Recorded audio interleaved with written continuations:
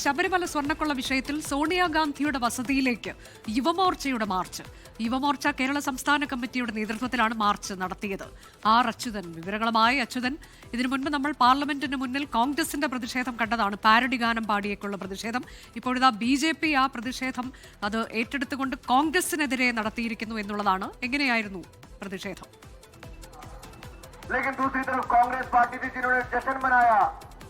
അനുജ, ഈ ശബരിമല സ്വർണ്ണക്കൊള്ള കേസുമായി ബന്ധപ്പെട്ട ഇപ്പോൾ യുവമോർച്ചയാണ്, കേരളത്തിലെ യുവമോർച്ചയാണ് ഇപ്പോൾ ഡൽഹിയിൽ ഈ വിജ്ഞാൻ ഭവന് ഫ്രണ്ടിൽ ഇപ്പോൾ ഇത്തരമൊരു പ്രതിഷേധ മാർച്ച് നടത്താനായി തീരുമാനിച്ചിരിക്കുന്നത്. സോണിയാഗാന്ധിയുടെ വസതിയിലേക്കാണ് ഈ മാർച്ച് ഇപ്പോൾ ഇവർ പദ്ധതിയിട്ടിരിക്കുന്നത്. നിലവിൽ ഇപ്പോൾ ഈ മാർച്ച് ഉദ്ഘാടനം ചെയ്ത് MP അനുരാഗ് താക്കൂർ സംസാരിക്കുകയാണ്. നിരവധി വിമർശനങ്ങൾ കോൺഗ്രസ് പാർട്ടിയെ ലക്ഷ്യമിട്ടാണ് അനുരാഗ് താക്കൂർ ഇതുമായി ബന്ധപ്പെട്ട ഉന്നയിച്ചിരിക്കുന്നത്. അതായത് കോൺഗ്രസിന് ഈ സ്വർണ്ണക്കൊള്ളയുമായി നേരിട്ട് ആണ് ബന്ധമുള്ളത്.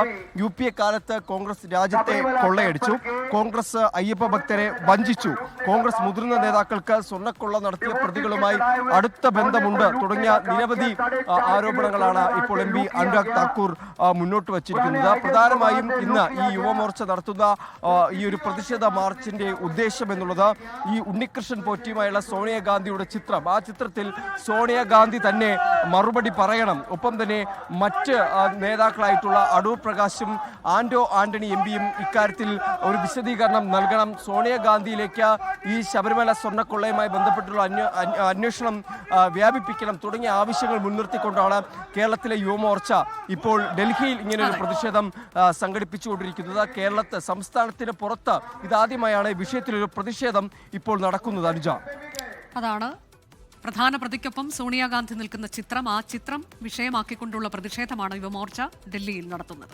ലോകത്തെവിടെയായാലും ഏത് സമയത്തും 24 വാർത്തകളും ഓഗ്മെന്റഡ് റിയാലിറ്റി പാക്കേജുകളും എക്സ്പ്ലെയിനറുകളും വിശദമായി കാണാൻ ഞങ്ങളുടെ YouTube ചാനൽ നിങ്ങൾക്ക് സബ്സ്ക്രൈബ് ചെയ്യാം.